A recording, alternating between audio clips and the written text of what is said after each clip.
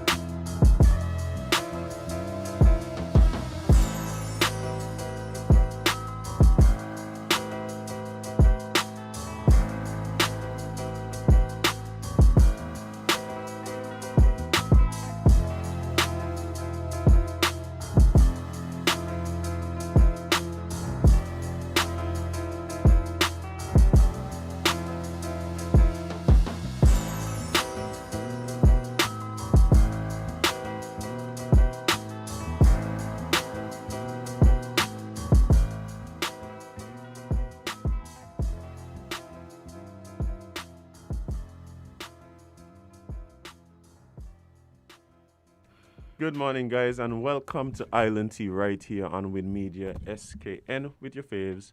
As them stands Kevan featuring Jade, Gwenny Gwen, Idita, CPL, Martha Stewart Johnson. Right on this beautiful Tuesday morning in the Federation of St. Kitts and Nevis. And it's the beginning of February, friend. the month. Listen, let's go! The month. You know when you say the, it's Let me calm down. nothing left to say. The month. The month, boy. Yeah, Celeste. I'm so excited Ah, for Jade. February. Yes. Such an amazing. Look at the material. Look at what came out of February. No, indeed. Like, have you seen us? Indeed. Celeste. Yeah, man. Celeste. We have some other faves that listen to the show regularly that I know in the February bunch as well. As they should be. Yes. Amazing people all. Of course. Anything else will be what? Uncivilized. Indeed. But Jade, You know what's uncivilized? what? The fact that may know the Wi-Fi for Win FM. Oh boy. Ooh, let me go message the other day, yeah, because good old Leno. Yeah. God bless her heart. Man, I'm telling you, Jade, it is like this morning it started raining and I was like, wait, that's rain? The rain was just the perfect level to keep me from getting out of bed. It caught me outside. Caught you outside? Why was it outside sometimes? I went to give Chrissy something. But tell Chrissy supposed to be in she bed. No. Which time of the rain you talking about? The rain that came around 6:45. Yeah, man, that one. What you doing in your bed? Why not? You're judging me as ever. Yeah, this morning, What well, happened? look, won't you look at that? Yes. We're getting some people in the life who definitely agreeing with us. Yes. Good morning, Mr. Allers. Indeed. You know what's going on. Indeed. See, hey, good people. Anyway. Good people, I tell you. Good people. But no, Jade, you know, usually. Okay, let me tell you what it is. Since I have recovered from that beast That we shall not name. that we shall not name, you know, I usually do my wake up early thing, but I may happening by. That has not been. Oh, That took you out? What? Tomorrow is your day, sir. Celebrate with us. indeed. We're going to pop invisible champagne in here. Of course, you could have the real one. Indeed. But Congratulations. yes, I know, right? What a milestone. Bye. Any birthday is a milestone. Because a lot of people don't live to see them. No, Unfortunately. let me tell you something, Jade. I am one of the persons that I'm not necessarily huge on birthdays. Yeah, we know, because you don't even remind people. Yeah. So, yes, I'm not necessarily huge on, but I'm gonna tell you something. After the last year or two, like, I'm grateful. I'm grateful. Like as much as it like I might not jump up and thing and go on with whatever. But a lot of people not making it to the times and they thought they would. Like 900,000 people died in America from COVID. 900,000 as them thus far. You know. Wow. You know that's like a lot of islands gone in the Caribbean. If you break it down into islands. Populations, like yeah, total man, population. We gone in, man. Take it for sure gone in. Like that is crazy to think about, okay? But and that's not the world. That's just one country. Yeah, but Jade, even outside of that, I mean, we have people here who unexpectedly transition in, and it's just like catching everybody off guard. Like, yeah, me want to go up on the big display as a photo album, you know, like me ready. Watch me ready for the sure. amount of candlelight vigils going on. Listen. Yeah, like, yo, you gotta be grateful. You gotta be grateful for life, bye. Yep. You gotta be grateful for the opportunity to just be here. Because any little thing can happen and change there. Any little thing. Actually, you know, got people walking around. You got people who are walking around, right? Step on something rusty and then ain't here. Like they just ain't here no more. Sorry, made me to laugh. Like, but that's a terrible reason to go to God, being like. But we fickle beans, you know. Very, you feel like God. Fickle beans, like. Okay, I have a question, right? You think that sometimes when we die, when we reach to God, He does watch us like. What, you ain't even supposed to be here right now. This was not him. Well. You know, He just got these disgusting people. Somebody got them disgusting people in heaven who just like, I know why He here. I believe so. Because some of these, like, you know when I realized people die weirdly? When I was younger, I used to watch 1,000 Ways to Die. Listen. Yeah. That used to make me laugh, but yeah. I wasn't laughing after the deaths. I was laughing after how they died because some of them were real ridiculous, eh? Yeah. They're real ridiculous. That probably should have been avoided, so. Some things I could never even imagine, eh? But yeah, boy, the person morbid, boy. The person who come up with the idea for that show must have been real morbid, boy. You know, it'd be a great show, guys. Let's tell people all the ways that they can pass away. Morbid. And you know, people used to just think about the regular ones like drowning, fires, no. gunshots. Boy, that show was creative. I'm not gonna lie. That show and Final Destination. Oh yeah. Oh, listen, I still cannot drive behind those big trucks with the poles. Not me. Jade, I used to be on the highway. And from the time I see one of them, they're switching lanes here. As you should. I am switching lanes. I getting off at the next exit. Traumatized from Final Destination, boy. Yeah, because as we say here all the time, the best way to learn is from people's mistakes. Oh, yeah. And if they show me this in a movie, I know this can happen for real. And you know what's so funny? Somebody tried to blame that cause of death. They tried to use it. They murdered their wife and tried to use that exact like Final Destination plot. I mean, that death was after them or something? No. The pole. So they were driving on the highway and he pulled over on the side of the road and murdered her because you know white people does murder families. Wow. And wow. And he tried to say that a truck was in front of them. And a pole came out of the truck. The windscreen. And he went to the windscreen and hit her. The police said, no. So we're looking at the wound. Not only that, well, actually, yes. The wounds of the lady and the crime scene wasn't matching up. And also somebody saw him pull over on the side of the...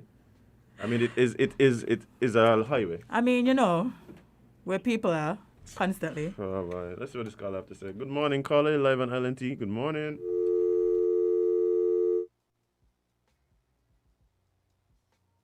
Somebody is calling back. Good morning, caller. Live on LNT. Yeah, man. Good morning, guys. How you guys doing, man? We're fine. Yeah, no. I just kind of wanted to put like a topic out there, seeing that you're all talking about killings and deaths and whatever, but Final Destination. Yeah, man. I was discussing that movie with somebody yesterday, you know, unpredictable deaths. But you know what got me going right now is something that I want to put on the table. I don't think they're unpredictable deaths. is the death rate, murder rate, the homicide rate that is skyrocketing in Jamaica. Our brothers and sisters over in the island of Jamaica, and I just want to kind of put that topic on the table this morning, man. In St. Kitts and Nevis, we know that they have a peace accord that's going on, and however the government find a way to curb that high crime homicide rate that was there in the Federation, I just hope and pray for the people there in St. Kitts and Nevis, man, for that high crime rate to not to come back, even there in St. Kitts and Nevis, the way how they went about that, I don't know if, you could bring back that topic, man, sometime in discussion. But our brothers and sisters in some of the other islands, man, they're going through it, man, because, they're slashing people's necks and stuff in Jamaica like crazy right now, man. The first week Right. of the year, up to 37 murders or more. In 15 days, 72 murders or more. And up to this day, currently, I looked at the stats last night, up to 112 murders so far under 1 month. You know what I'm saying? Yeah, tense. 112 murders under 1 month, and the rest of the Caribbean islands, they're not talking about it, bro. We're the only race of people that's killing each other off, bro. We don't have no love in our hearts for each other no more, bro. Right. So that's my contribution, man. All right, man, appreciate it. I wish my brothers and sisters best of luck over there in Jamaica with that situation, but because we have some Jamaicans that's inside the Federation right now. I just want to know my heart goes out to them and their community back home in Jamaica. But thanks a lot, man. All right, thank you. Yeah, the situation in Jamaica is tragic, honestly. It ain't even a Jamaican thing, Jade. No. I had a question while I was listening to the caller. You think the peace program would work in other countries like it works in St. Kitts? I think it's something that would have to be tailored based on the situation. Right? It'd have to be based on the situation. And it also would have to be based on the people involved who would actually want to. Yeah, there's too many factors. There's too many factors to just be like, oh, this is something that we should just... Yeah, and it's not a unique program. No. It's not a unique program. This is something that would have been done in other countries prior. But I think that, remember we spoke about this, we spoke about this since like 2020 when we started talking about what would happen after, like, when people losing their jobs and all of this thing was going on. And it was like, the backlash from this gonna be intense, intense. Like, look at what happening in the US even, right? You have all these insane crimes that just seem like, dude walk into a Burger King in the night, only $100 in the till. The young lady working gives him the $100. He walking out. When he almost reached the door, he turned around and just decided to kill her. Yeah. People nuts. People, listen. People when you have to deal with people, right? No, but what I'm saying is, I think a lot of this has to do with with COVID, really, and all the, whether it is persons aren't able to earn how they want to earn, whether it is people mentally just aren't as stable as they were because of whatever is happening. Like, I think a lot of people dealing with a lot, and the crime.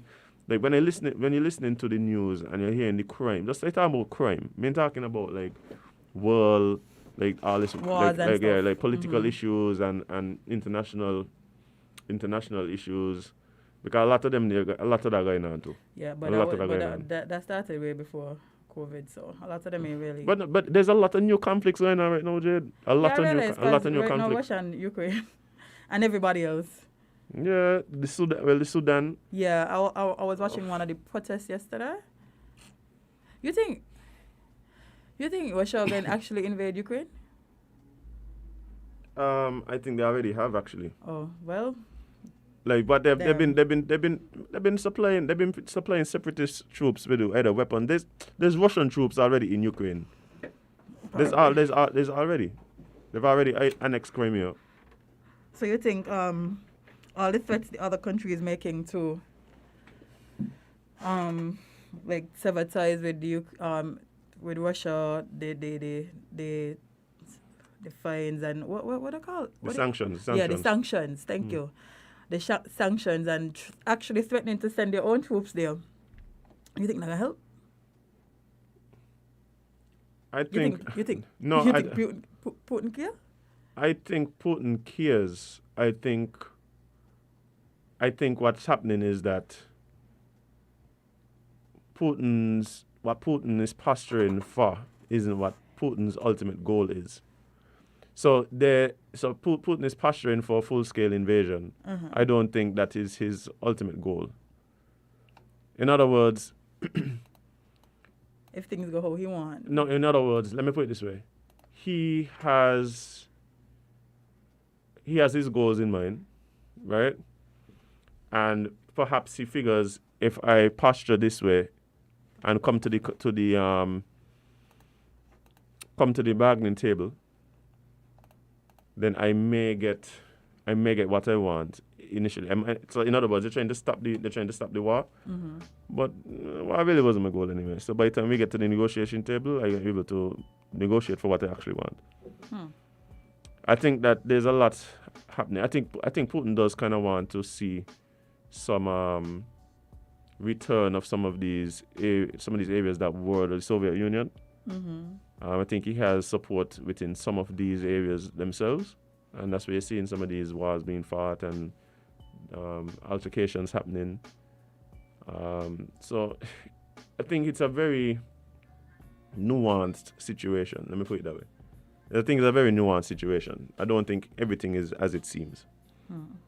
So I just been watching it. I've been watching it. I've been looking at what's happening. It's very interesting to me because you would have thought that we are at a place in human history where the ideas of like borders and drawing these borders and who own what and war to figure out land and resources. We'd have thought that done with. But nope. Nope, not at all. Nope. Listen, the one thing that always stay is the idea of war and how it is fought, okay? Yeah. Everybody going to be beefing forever. Yeah, I mean, my thing is that war can always be part of what we do here, at least for the foreseeable future. But the way wars are fought and the reasons for the wars, I think would have changed. Like when you have two countries going and we invading you, so you become part of our empire and thing. You'd have thought that finished in the 1500s. Yeah, that sounds so ancient, like something you read in the Bible or one of those historian books. Like, no man, we're talking. Yeah, I mean, but every couple of years this raises its head. I mean, we had World War II. We almost had 3. Remember when we almost had 3? Yeah, man. There was literally almost a world war in our lifetime. That's crazy to think about. That is crazy to think about. I think we only have few decisions from a dictator away from a world war at any given point. You know what? That's not even far-fetched because look at where we are. We're in a pandemic. Who would have thought? Actually, I could tell you something. I think a world war was probably more likely than a pandemic if you had asked anybody in 2019. Yeah. Depending on who you ask. Yeah. If there was following, they would have been like, a pandemic? I don't really see it, but the way these leaders behaving, a world war might be close. I don't ask the question here. You think we'll go why if we ain't had no soldiers? No, but we need wars because that's how you win elections in some countries. Yeah, there's a lot of reasons for war. Yeah. That is true. Battle over the so-called scarce resources. The scarce, but yeah, Joe keep finding them all over the place. Yeah. Interesting. Anyway, Interesting. Scarcity drives price. And price drives what? Price means money. And money motivates people to do all kind of things. Including war. Yeah. Especially war. The kind of weapons some of these countries have, right? It is ridiculous as Jade, the weapons that we don't know about is the ones that I'm scared about. Yeah.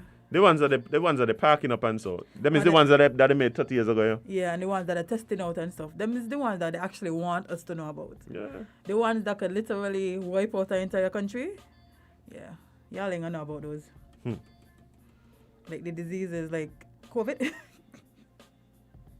The diseases like COVID and stuff. Yeah, man. No, but I mean, I'm not saying COVID was designed to wipe out anybody, even though it did. I'm just saying, if COVID is possible, anything is possible. I mean, those are some of the theories, COVID as a genocidal tool and population control and I mean, it works. them so, things about my pay grade. But Me let's see too. what this call have to say. Good morning, caller 11 ILNT. Ask that caller. Oh, I think we lost this one too. Good morning, caller. Yeah. All right. So, yeah, world politics gonna always be ripe with chaos. World politics gonna always be ripe with chaos, but Definitely will be. yeah. Definitely will be, boy. What time it is? Well, I think our friends from... Okay, we'll take a one call before we go to break. Yeah. Good morning, caller 11 ILNT. Yes, Asam, yeah, well, Rasta name, Asam. I get it, dear. And Jane, let me tell you, on my island, to family them, if me don't want a war, cause they say any war begin again from now, go back on the last war. And they have some poisonous gas thing up there, all down here, people die, We won't mean a war, but we'll die because when the leg of that day, just like the flow of coming around right now, we traveling. And I just see China show up some missile up there, miss. Yeah, China kind of serious. One of them could sink it 10 times. Miss. That's why we're not warring ever. And We're not America, going to war. they don't stay first. point, they don't went and doing a test to point in America they took a couple of years ago, Cause they said they got bomb they could drop near to America. I don't know who you are young, so you all know how far America be from China, but their bomb could drop near you. That is shot by the India testing. And he went to test one the other day, Last week they would have been testing one and you could see him there. They think they're gonna dead, everybody gonna dead. So he think he gonna be well luxury and he and all with that, but he just gonna maybe take him time. So it's not a good thing. And the peace money, they say with the beginning in Jamaica first. And the Jamaica government couldn't keep it up and make it have some killing the other day, what they do China? Went by let me have a little business in town, mother and son. Shoot down the people, People, they're doing their little business the last week, they my stomach. Every day, every time I open YouTube, you hear, you just see this person dead, 2 person dead, this, oh my gosh.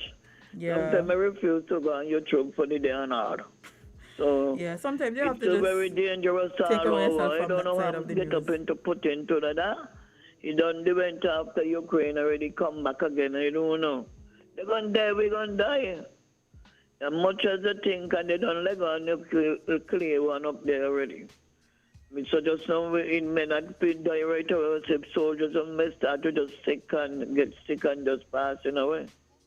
So it's not nothing good. I don't know really what you want, but I don't know. He don't leave the people alone.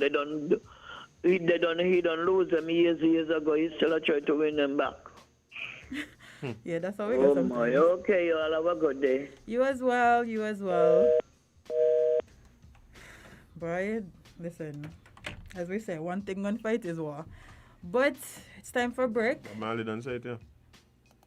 Indeed, he did. Great man. That I think was also born in February. Oh, yes. See? We're racking them up. But yes, guys, it's time for a break. So stick and stay to Island Tea. We'll be right back.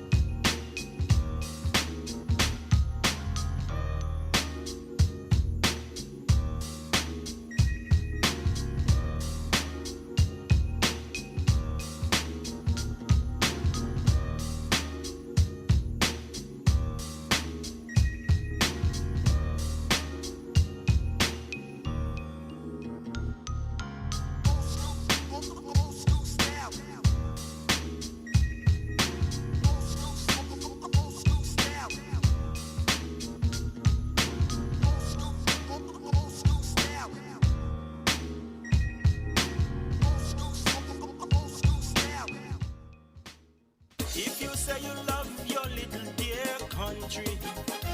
Try to do something positively. Be a watchdog for the environment. Don't leave everything to the government. We dump our garbage anywhere, lit on the streets everywhere. Our behavior is telling me that we really don't care. Take some pride in your country. Volunteer to clean where it's dirty. Tourism development needs a healthy environment. Whenever we litter, we threaten our survival.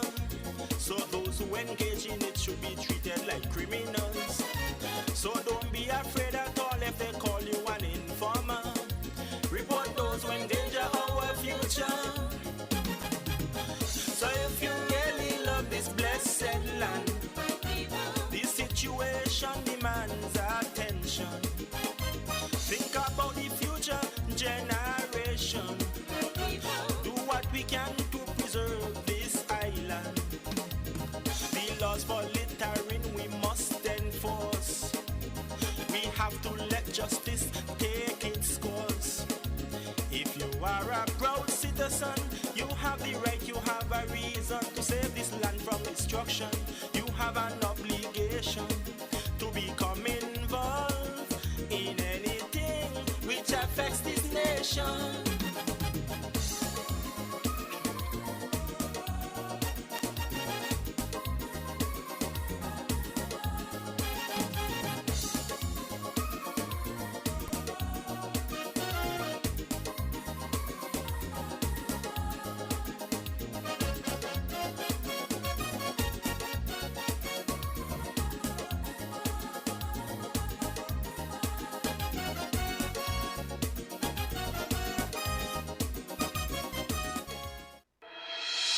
The Solid Waste Management Corporation, SWMC, is working hard each and every day to keep St. Kitts clean.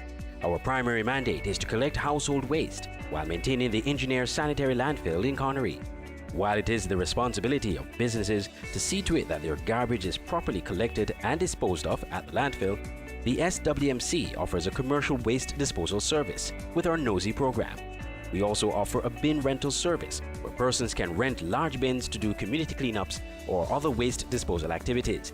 Additionally, our headquarters in Taylor's Range include state-of-the-art conference rooms for rental. So when you're hosting another event, consider using the SWMC conference facilities. We want to continue serving you by keeping our environment clean, because at the SWMC, waste matters. For more information, call our office at 465-9507. Hey guys, welcome back to Island Tea. Right here on Win Media SKN, and it's Tuesday, so of course we're being joined by our friends from the Solid Waste Management Corporation. Good morning, Nama. Good morning. Say that again, Nama. Good morning. Hey, morning.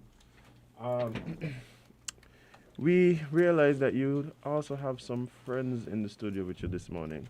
Yes, I do this morning. I have with me Dr. Stewart, and I have with me Nikhil Sutton from the St. Kitts Sea Turtle Network Monitoring. And so I thought with us discussing waste matters, we need to understand why waste matters, not just for us, but of course for other beings that are on the planet with us. So I'm going to allow them to introduce themselves because I believe the person who can do the best introduction for you is you. So let's start with Dr. Good morning. I'm Dr. Kimberly Stewart. I'm the director of the St. Kitts Sea Turtle Monitoring Network, and I'm also an associate professor of avian and exotic medicine at Ross University. So covers lots of different species. The St. Kitts Sea Turtle Monitoring Network, we've been in action for 19 years now, and we focus on sea turtles, both the nesting and foraging species that we have here in St. Kitts.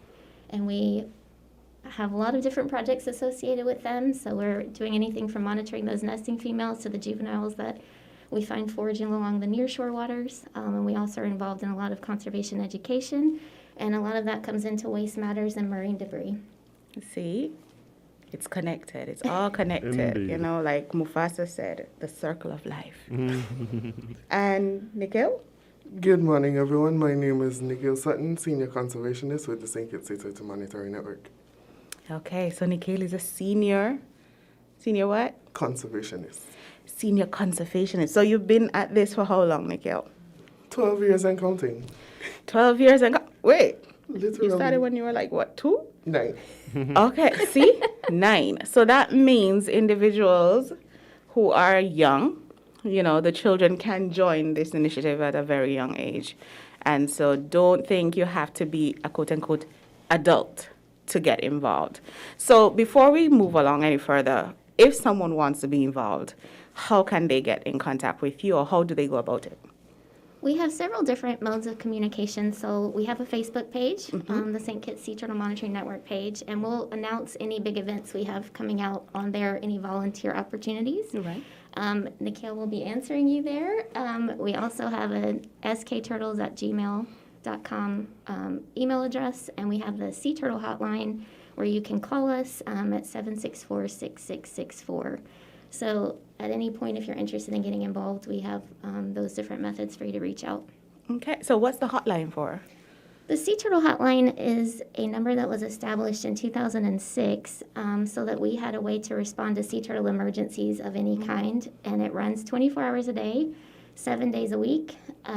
We have volunteers answering it all hours of the day and night. So if you have a question about sea turtles, you can call us. If you found one that's injured, you need to report to come in for medical treatment, you can call. So we answer a large number of questions. So I'm just going to put it out there. For anything to have a hotline, it must be important. So why are turtles important to St. Kitts? Or just in general? In general, I get that question a lot.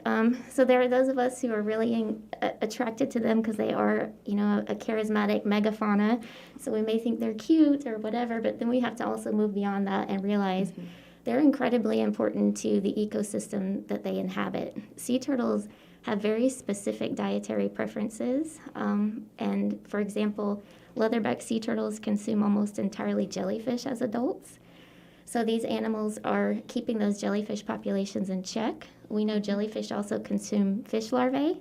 So when we see decreases in our leatherback populations, we see increases in jellyfish and decreases in our commercial and recreational fishing. Green sea turtles eat seagrass, so they keep those beds very carefully maintained, which helps protect our coastline from erosion.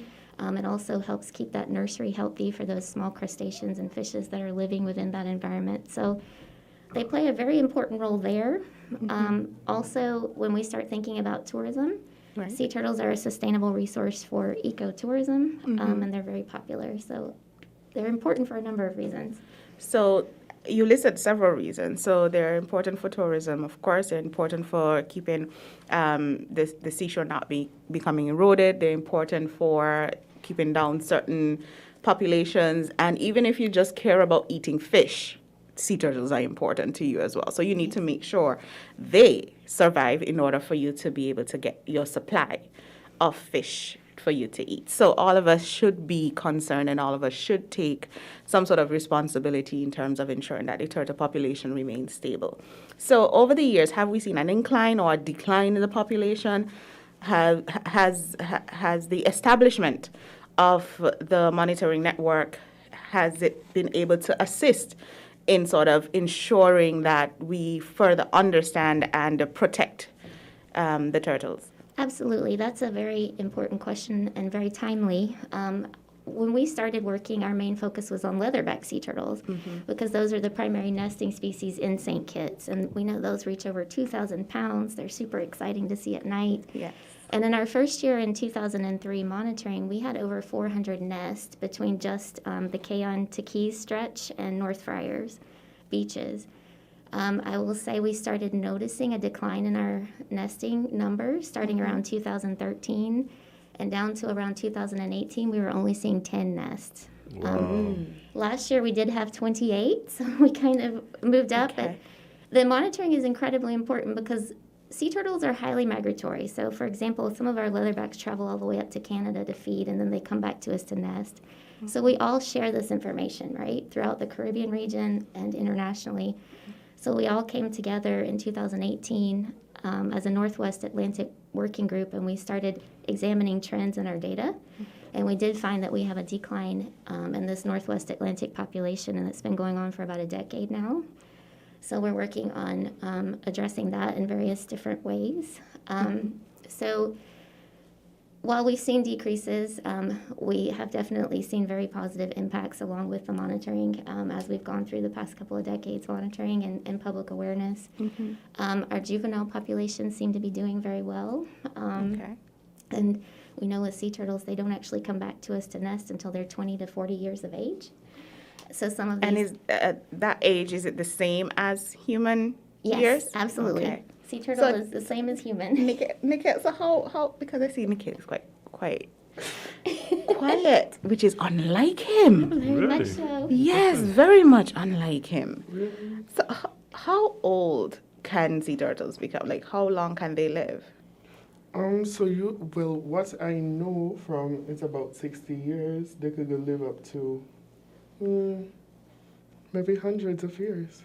Because sea turtles have been around since the beginning of time. So they can definitely outlive us. Yes. So we are damaging something that we would not even in our lifetime have to face the consequences for, but they definitely will have to face the consequences for their life. Not even their grand little turtles or their baby turtles, but they themselves. Yes. Okay, so has COVID affected the population or even the migration patterns at all? We have not seen any changes significantly here. I will say it's affected a lot of efforts throughout the world as far as human interactions, being able to get out and actually monitor what's going on because a lot of us have been on lockdowns and things like that. It's also made our nesting beaches a little more hospitable for sea turtles in some ways because there wasn't a lot of lighting and partying going on, and so they were less disturbed. So it's just something that we really need to be cognizant of as we get back in action again to make sure we're still keeping some of those activities turtle friendly. Okay, so I recall when I was a teenager back in the day when Rock of Ages was a pebble, and my cousin, I was here for the summer. I was home for the summer, and my cousin, he wasn't doctor then, Darren Brown, I believe he was involved with your group, and he dragged me to some beach somewhere, and we tagged turtles. So is that something that still happens? Do we still tag the turtles? How often do we tag the turtles, and for what purpose? Oh, very good questions. That's very exciting. Yes, Darren actually trained us in our in-water tagging in 2004, and that's how we got started Nice. with the juveniles. So we do tag our nesting females. For leatherbacks, that happens from April 1st to July 14th at nighttime. So from an 8 p.m. to 4 a.m. time frame, we're out working beaches. And when they come in, we give them tags. Our juveniles, we capture offshore once a week, and we tag those. We're doing that to get specific individuals and counts on how many we have within our population. We're also looking at those trends because, when we tag those turtles, then we can say, well, we haven't seen this one coming back, or we're seeing less. Because we do see our turtles, they come back every 2 to 5 years for our nesting females. Sometimes 7 or 11 years later, they'll pop back up. So it helps us look at trends, identify individuals, because we do look at health. We take blood from them, and we see what their various health parameters are. And it helps us provide data for Department of Marine Resources or Department of Environment or anyone who may need that information for policy or regulations and things like that as well. Okay, so what, specific to St. Kitts, in terms of our activities, so you mentioned parties before, that can affect the nesting grounds. What other activities or what other habits do we have that are negatively affecting the turtles, and are there any that we are currently practicing that positively affect the turtles? Nikhil, do you want to give us a couple? So I'll start with the most one that we see frequently, which would be bonfires. It's been to the point that the bonfires are now getting at the shore level. Wait, am I just hiding somewhere? Literally. Why do I not know about these bonfires? Literally, bonfires are literally happening where the water meets the sand. Okay, so I thought this was a once a month kind of activity. So we are having frequent bonfires across the island. Is that what you're saying? Yes, and most likely it happens on our nesting beaches. Okay. So one of the challenges with that is going to be sea turtles are really attracted to white light. So you may have a female come up and she may be drawn into that, whether it's a bonfire or lighting from a restaurant, or hatchlings as well. So there are processes in place for people if they want to have a bonfire to contact our fire department, and they will be able to issue a permit based on whether or not there's nesting going on, because there is a communication there between Department of Marine Resources and the fire services and ourselves on what beaches are active at the moment. Okay, so I know for us as solid waste, it's illegal for anyone to start a fire in terms of their waste. So is it illegal for anyone to start a fire in the beach? It's my understanding permits are definitely required, so you need to notify The fire department? That these are your plans, where the location would be, and then they would be able to issue that or not issue that based on what activity might be going on. Okay, and so guys, contact the fire department before you start those bonfires, please. Anything else besides bonfires? Beach lighting. No, Beach lighting. beach lighting is a big problem. Just late last year, while we were in the Hawksbill nesting season, we had a nest emergence, and however, there was lights on the other side of the road, and about 68 hatchlings were run over by persons driving by. Because they were going towards the light. Yes, so they were going on the other side of the road instead of going towards the water. And towards the water, you would have had the moon or something like that, Yes. trying to captivate them into. Oh, okay. Okay, so guys, beach lighting, that's a problem. So how do we deal with that? How do we cope with that? So I think it was last year before, 2020 or 2019, there was a collaboration going on with Skelec down on the main nesting beach for leatherbacks. We started using red lights now. Okay. And so that's one of the things that we can alternate those bright bulbs for, red lights. They don't usually, well, they won't affect the turtles as much as the white light would. And so majority of the lights down in the Keys area now. Yes, I was just about on to the ask key- that. on Is the that key why? strip, yes. I was complaining about that. Why? Because they're weird. They're amber and they're definitely strange. But now that I know the reason, I will appreciate their presence. Thank you. Yes, because I love turtles. I find them absolutely adorable. And hopefully from this, other persons will also want to learn more about turtles and get involved in one way or another. So I would have to say marine debris too before we forget, God. because Yeah. we just participated in problem. that cleanup this weekend. So. yes, we did. Yes, we did. So, guys, we had, I think, Thelka was here a few weeks ago, and we spoke about a cleanup that a certain somebody over there was supposed to show up to, but I don't recall seeing them. As them. Namo. Things, we got an unexpected twist. Unexpected twist. So we still managed somehow. You know, it was tough without you, but we I knew still you guys could handle it. managed. Yes, but Thelka spoke about the cleanup, and so from the beach alone, I remember you measured, I think it was like what, 400 and something? 488. 488 pounds, and the ones I measured were like 522 pounds. So Wow. in total, we had almost 1,000 pounds of waste just in that area alone, that Wow. Keys Bay. Wow. Yes. It's less than 4 kilometers. I think we Right. covered about 3 kilometers. And there were still tires there were still pellets there And that we fridges. left, Right. that we could not pick up. Right. You see? So definitely it's an issue. A massive issue. So how do we treat with this besides just telling persons do not dispose of waste on the beach? Well, we know that we have to encourage not using as much single-use plastic. That's a big one. The way it affects sea turtles specifically is entanglement, so they can have, say, monofilament line wrapped around a flipper, and it can cut off the circulation. We've had to remove a flipper on a turtle a couple of years ago because of that. Oh, wow. Or ingestion, because they think it's food. So I want to encourage individuals to properly dispose of waste, and of course, reuse, reduce, and recycle. Absolutely. And then again, when you encounter, say, wildlife such as sea turtles that are injured and having trouble with this marine debris, call the hotline. Let's bring it in. Let's treat it. And another thing that I find important just for monitoring purposes is sometimes we may run along dead wildlife, like a dead sea turtle.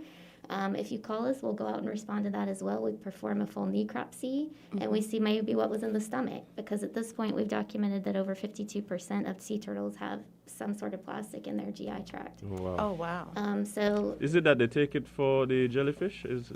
that's one of part the of it? problems. And then, it's become so common in our marine environment, it breaks down into microplastics. And so then the fish are eating it. So if sea turtles are eating another item, they may be consuming it. They're curious. They like to taste it, things. So it's just ubiquitous throughout our environment at this point.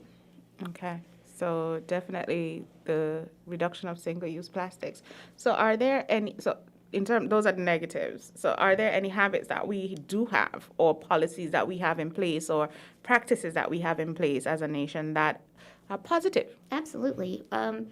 We have regulations through the Department of Marine Resources that say no nesting turtles can be disturbed. So when we're getting into that photo pollution side and things like that, we have areas there. We have initiatives.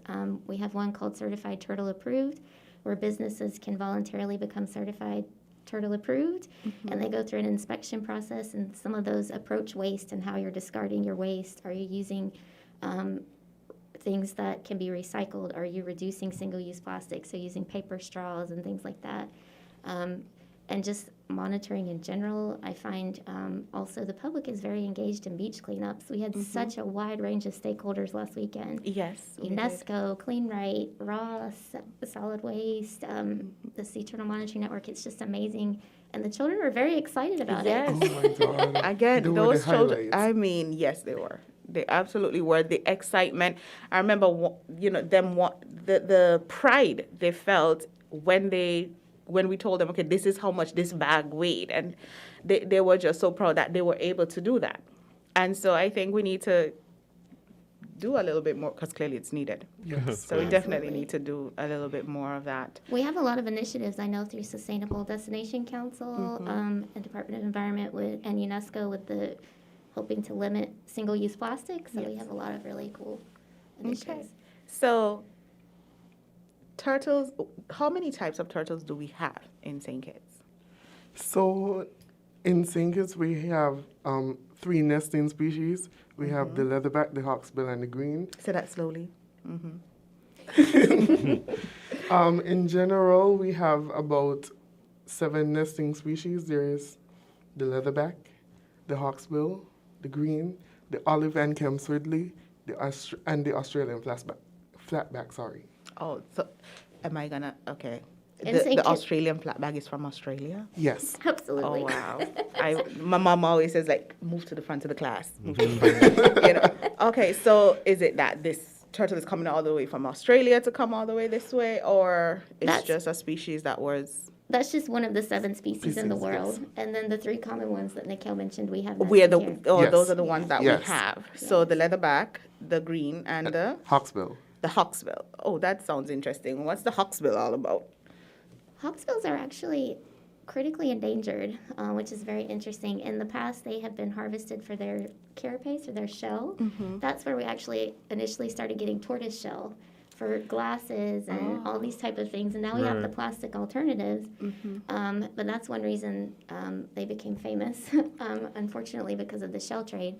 But hawksbills reach adulthood when they're about 30 to 40. We have them nesting in St. Kitts and Nevis. Nevis has more nesting females than St. Kitts does. They reach about 200 pounds as adults, and they are spongivores as adults. So they eat almost entirely sea sponges off that coral reef. So they're actually keeping it in check and making it beautiful and healthy. And so they help our diving and snorkeling industry. So they're very cool.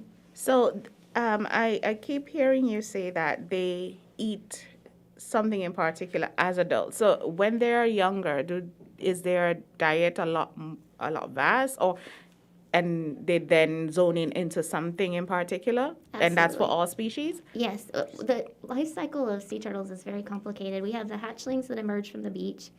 They head out into the pelagic environment, and then we don't see them for 4 or 5 years or so till they're about dish plate size. And then they'll come back to our nearshore waters, and we'll start seeing them.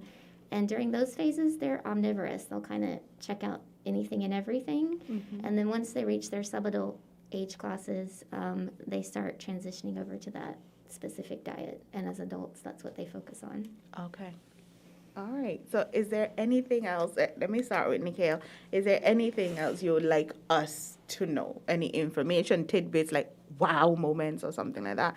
Or just something that has an experience that really just impacted you? So last year was my first year seeing a nesting female specifically. I saw a hawksbill. I was doing this for about 10 years now. And at the 10-year mark, I was like, me moving until I see a nesting female. Literally. I was like, I am not leaving until I see a I've been doing this for 10 years. Some people have been doing this for like 1 year and have seen a nesting female before me. Yeah. I was disappointed. I was like, this is my year, and I am going to see a nesting female. So we went to Nevis. We partnered with the Nevis Turtle Project. And on our first night, it was an amazing experience. We were digging, we were excavating a nest, and then all of a sudden rain started falling, and then we just under the tree, like nobody cared about the rain. Like literally, like all of us there getting wet. And we under the tree excavating, and then when we finished, we were walking going down the beach, and then all of a sudden we hear sand flying. Then somebody was like, shh. And then they actually went up, and there was a turtle digging its nest under a tree. And just seeing that alone was amazing. It's an amazing experience. Wow. Oh, wow. He sounds like a proud papa. Yes, he Yes. does. Oh my God. It really is life-changing to see them for many, many people, definitely. And I did have a question, though. Are there any activities that we do that probably impact the turtles in terms of their health, in terms of diseases and so forth? Because I've heard about you guys having to do surgery and treatment and so forth. So what can we do? Is there anything that we can do, or is it just something hereditary that they just have to I would say some of the main reasons we see turtles come in would be human interaction. So for a good example that the public can really follow are the last 2 loggerheads that we treated. We've only seen 3 loggerheads in this area since the 1960s, and we had 2 come in last year for treatment. And one was monofilament line entanglement, and one was a boat strike. So being cognizant of how quickly you're moving in the water, what's around you when you're driving watercraft, and then also preventing the monofilament from going into the ocean. Yes. And we do have monofilament recycling bins around the island at several different locations where if you have excess, you can drop it in. And I would say for those 2 turtles, we released them in June, and one left St. Kitts and is off the coast of Florida. And one left St. Kitts and is off the coast of Africa, and you can monitor those. They're going to the we post where they are motherland. every week on Facebook. So, Nice. Okay. and you can really see just the collaboration because Nevis reported them, brought them in. They were treated for human-based problems that were then corrected and released. And it's just a huge collaborative effort. It's really cool to watch it happen. And we can really all play our part in making sure. I mean, it may not be our garbage, but if we see it, pick it up. Yes. Put it in the right place. It's each of us have a personal responsibility for that. Thank you for that. Thank you for saying that. Each one of us has a personal responsibility for that. So any final words? Thank you for having us this morning. I'm excited, and I hope that this will draw more awareness to the entire marine debris and wildlife challenges that we all have. And please reach out if you're interested in getting involved with us on any of our projects. We have Sea Turtle Camp coming up in July, so reach out and ask me the about best that part of the one. year. Okay, see, turtle That's- camp. This is Yeah. exciting. Oh, wait, is there age restriction? Because I'm getting excited now. Yes. We started around Never you're too old. Oh, wow. You can't come. That was kind of. We have That multi-programs was going on. harsh, Nikhil. Harsh. You almost hurt my feelings. Almost. I absolutely hope you'll be there to help us on the solid waste area of discussion. We start with 8 to 9-year-olds, and will we be go all the my way up to pleasure. 16 to 17. Yes. And we have it every July. This will be our 15th year, I think. Yes. So just check us out. And I could pass with 17. absolutely. Indeed. See, Azim agrees. Agreed. I could pass for 17. Thank you. Jade, say not one word. Whoa! You see how I saw? You see how I saw you this morning? So. Yes, so we have Sea Turtle Camp coming up. We have other initiatives, of course, that you can get involved with. And just, you can find them on Facebook, you can email, you can call the hotline, you can reach out in all sorts of different ways. And of course, if you can't remember any of that information, you can contact us at Solid Waste at 465-9507. That's 465-9507, and we will give you the information. So thank you once again for joining us right here on Talking Trash on 98.9 Win FM.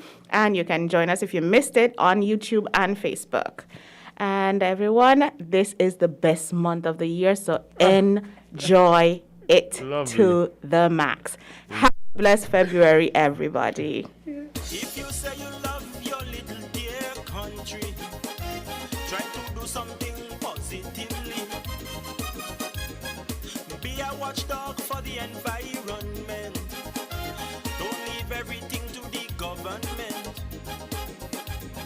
We dump our garbage anywhere, lit on the streets everywhere. Our behavior is telling me that we really don't care. Take some pride in your country, volunteer to clean where it's dirty. Tourism development needs a healthy environment. Whenever we litter, we threaten our survival. So those who engage in it should be treated like criminals. So don't be afraid at all if they call you an informer. Report those who endanger our future. So if you really love this blessed land, this situation demands attention. Think about the future generation. Do what we can to preserve this island. The laws for littering we must enforce. We have to let justice take its course. If you are a proud citizen, you have the right, you have a reason to save this. The Solid Waste Management Corporation, SWMC, is working hard each and every day to keep St. Kitts clean. Our primary mandate is to collect household waste while maintaining the engineer sanitary landfill in Connery. While it is the responsibility of businesses to see to it that their garbage is properly collected and disposed of at the landfill, the SWMC offers a commercial waste disposal service with our Nosy program. We also offer a bin rental service where persons can rent large bins to do community cleanups or other waste disposal activities.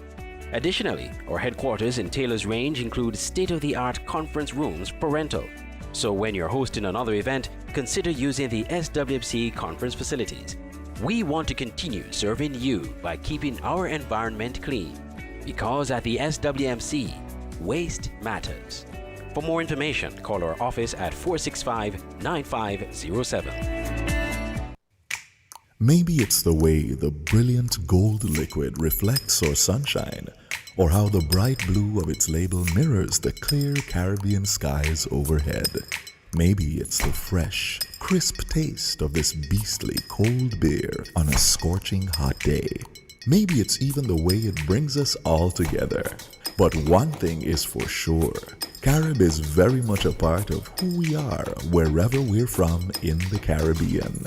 Carib, it's the way we play. Drink responsibly.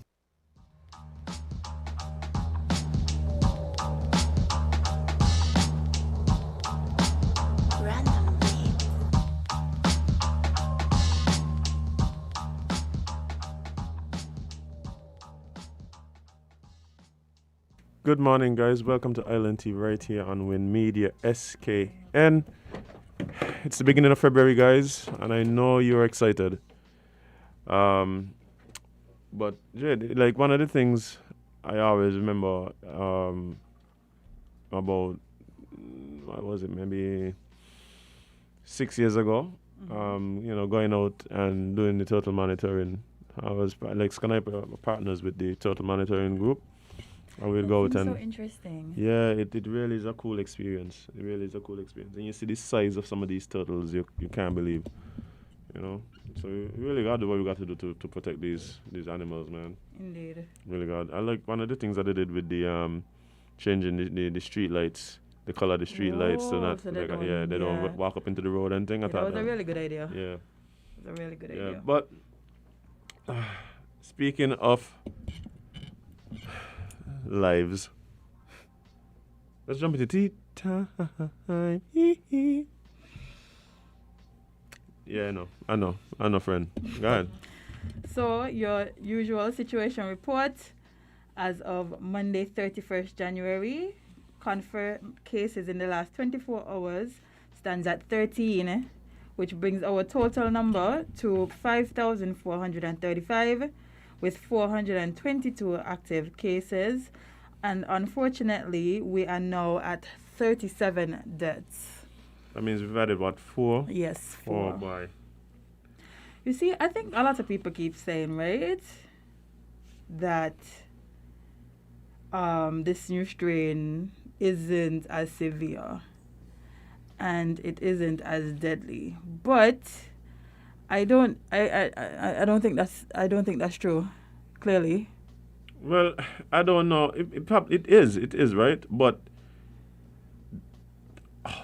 it affects everybody differently, right? So there's some people asymptomatic, and there's some people who are having serious issues coping with it, right? I have a friend in the US who just, thankfully got over it, but was hospitalized for quite some time, just dealing with the complications as a result of contracting COVID. And this is what I keep telling people. There is always going to be a need for us to remain responsible in how we behave, in how we act. Right? As much as you don't know exactly how this thing will affect you or affect your loved ones, what I can say is that we really don't want to end up in a situation where where so many people have it at the same time. That really puts a strain on us for multiple reasons. Definitely. For multiple reasons and in multiple ways. So try to remain responsible, and of course condolences, well wishes and prayers go to the loved ones, friends, family of the deceased. We spoke this morning about unexpected passings and transitionings. Never easy time, honestly. Yeah, for sure. Those of you who are still in recovery, wish you guys a speedy recovery. And for the rest of us, remember, guys, just be responsible, adhere to the protocols. Just make wise decisions, man. Yeah, because you literally can become reinfected. It's not a case where after you get COVID, it's not chickenpox. And not only that, Jade, but one of the things that I really hope, and I don't think is the case, we are not making the behavior, it's not becoming part of our psyche and habitual. Up to yesterday, walking out the vehicle, forgetting my mask, and we have to, we're gonna have to make the way we operate now part of who we are. We can't go, okay, well, vaccinated, so all of a sudden I stop wearing mask. I start washing my hand when I'm going to eat. Which, if that's still disgusting, but Yeah, but that's what it is. COVID. We literally have to tell people to think. I think we're gonna have to, even in some of the institutions. I know up to last night I was talking to a friend of mine, asking them, hey, these hand washing stations that the Ministry of Education had said would be installed, that's installed at your school. It's like, nope. So yikes. So we really have some work to do. Yeah. Really have some work to do. So hopefully. And that's crazy because when I drop Jaden to school, he has to go straight to washing his hand. But I mean, So I'm not sure if they do it in like the No, I think this is a other high school. Actually. schools. This is a high school. Yeah, that's what I mean. I'm not when you said it just now. I didn't realize that like maybe they're not doing that in high schools and stuff like that. Yeah, but I know there was that has been promised. So I think it's something that's been instituted. Maybe not fully across the board yet. So hopefully they get there sooner rather than later, and it's a priority. But yeah, we're gonna really have to make these things part of who we are. And to be honest, I don't think it's a bad thing. No, I don't think it's a bad thing. I don't think it's a bad thing to have We to were sanitize and wash your very hands. gross as a world community. Like Yeah. we were very, very disgusting. I'm not gonna lie. Yeah, of course, nobody wants to have to wear a mask 24 hours a day and things like that. But No. Besides the mask, all the practices. Yeah, we're going to. Yo, I am very thankful for the social distancing, especially in certain situations. Remember when you used to go to the supermarket and the people right on the you could Jade, feel them breathing on your neck. Me and people used to go it out all the time over there. I used to give them the basketball move, like we pull the rebound and pull the rebound on us, give them the elbows. I say, watch it, miss. Miss. No. Yo, back up. He was in the supermarket Give me more, by give me more. old people. Wow. Give me more, miss. But since we're talking about the pandemic, I came across an article yesterday that says, "Are we nearing the end of the COVID-19 pandemic?" Yeah. And it says people are suffering from pandemic fatigue, very much so. It has been a long 2 years, and most of us have had to endure harsh and open, unpredictable restrictions on our daily lives. Millions of people have died, livelihoods have been lost, and economies have suffered. So it is understandable that many would cling to any hope that the COVID-19 pandemic is coming to an end. In some countries, the easier or complete removal of restrictions has given them that hope. The sentiment has in some ways been fueled by the Omicron variant, which has been shown to cause less severe disease in adults at least, with one study from Imperial College London reporting that people why they write this article like this? Why they got all the words cut off? It's stressing me out.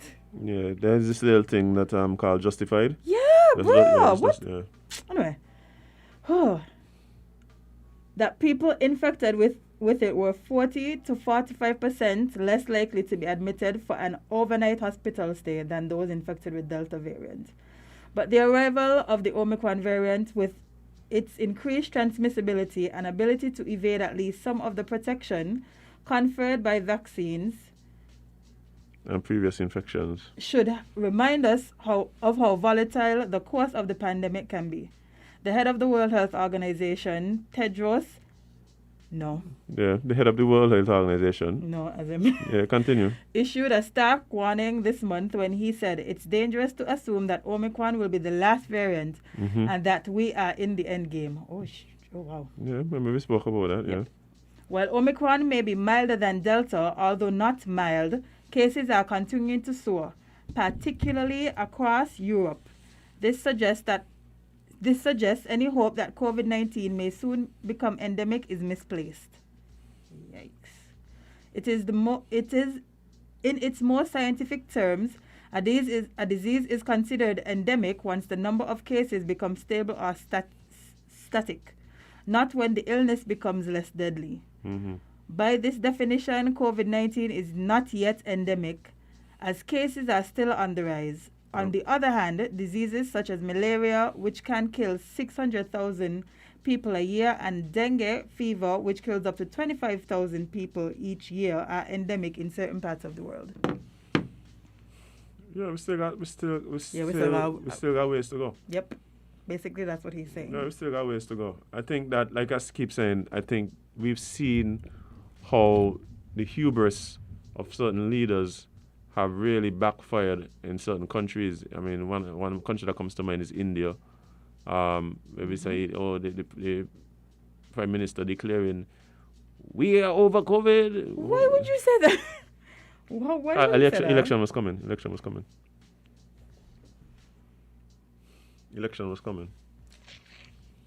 So yeah. I kill us for votes. Just kill us for votes, because you rather just not have anybody to vote for you, apparently. Yeah, but I mean, it's gonna be interesting to see how this thing continues to develop, how we respond. I think we're at a place now where different countries there's so much different variables and different situations in the world. I mean, you go to a place like Anguilla. It's pretty much just do your thing. Pretty much everybody just kind of doing the thing. Yeah. And perhaps it has to be that way because of the nature of the economy there, right?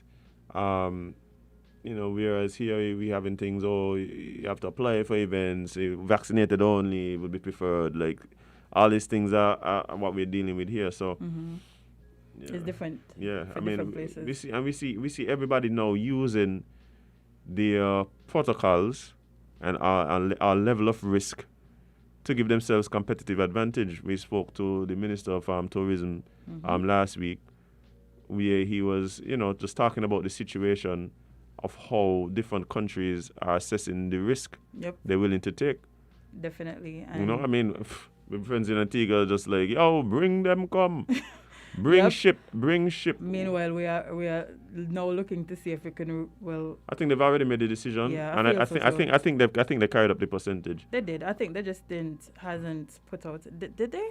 Have you seen I anything haven't about seen it? anything. Okay, so maybe they just hasn't announced it. But I feel like they will. But no, I think they have to. I think they have. But and the reason I think that they have is because I've seen that we have some ships. They announced the ships for February. At the end of February, I think we have I think maybe one of the Carnival cruise lines. Oh yeah, man. I mean, definitely, because Carnival wasn't having that. Yeah. So let's take some calls though. Let's see what people have to say. Good morning, caller. 11 LNT. What's up? Yes. Good morning. Morning. Azim, I would like to commend you for the compassion and the insight that you showed earlier when you highlighted the connection between the stresses created by COVID and the extreme and troubling acts of violence that we've been seeing in different parts of the world. I thought you were very insightful, very compassionate, and I thank you for that. Appreciate it. Okay, bye-bye. Listen, she sounds like she gives the best hugs, man. Bye. You know that you just have some people when you listen to them, you feel okay. Like no matter what happening in the world, you just feel. She has one of those voices. Oh my God, that was so. Thank you.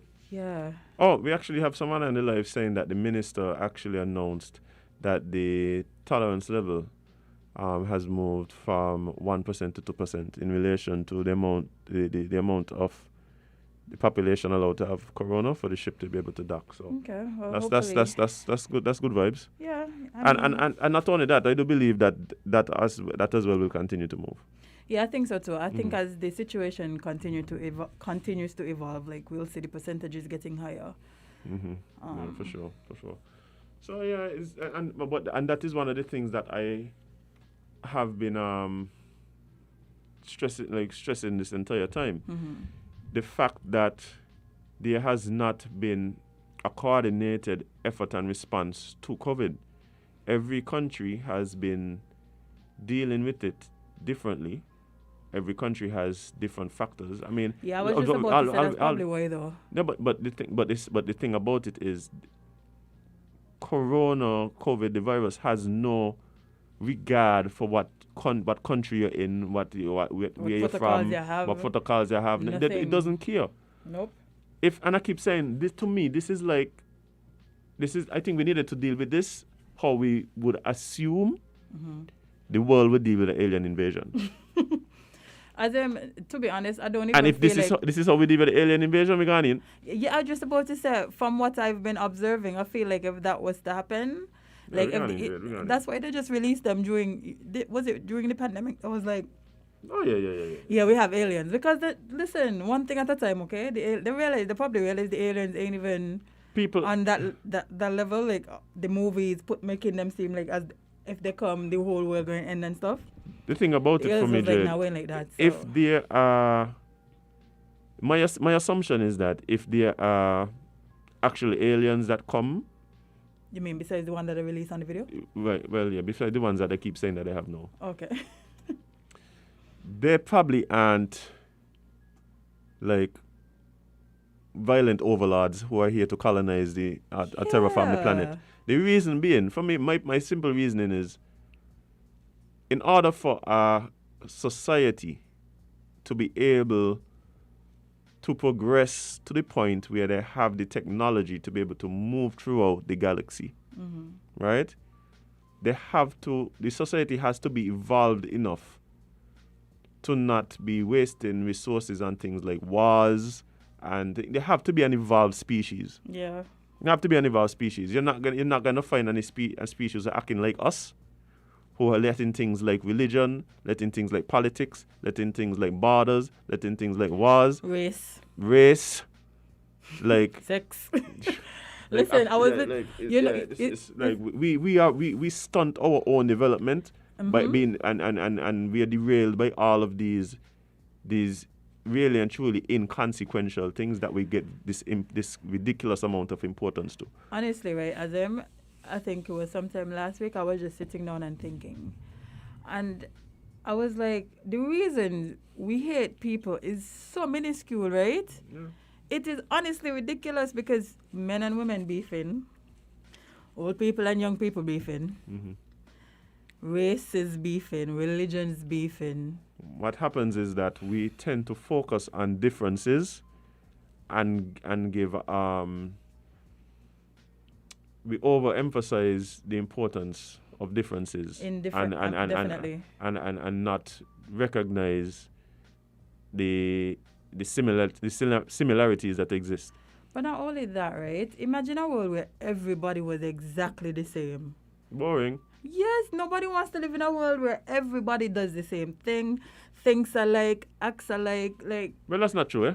You think people want? Yes, Jay. That is why the metaverse is going to be the place where people go and stay all the time, because they're literally going to go into places and find a little tribe. Yes, but you hear what you said? Yeah. They're going to find tribe. Everybody's still not going to be the same. Yeah, it's going but to be different tribes. No, you said that people ain't want to be live in a world where everybody's the same, and I'm saying we're at a point now. No, I mean overall. Yeah, I'm not talking about people who could find little niches. People want to. That's the problem. People want to. People want to be involved in the little bubbles, like. Okay, but you could do that without hating other people. If I don't want to be like you, what's the problem? No, you can do that. You can do that, and I totally agree with you. What I'm saying, the problem is that too many people aren't on that energy.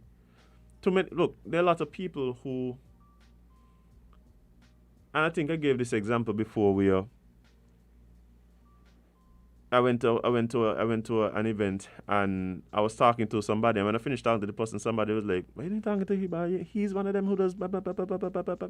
And I was like, exactly, that's why I was talking to him. Like, I find it so fascinating that he sees things so much differently to me. Those are the best conversations.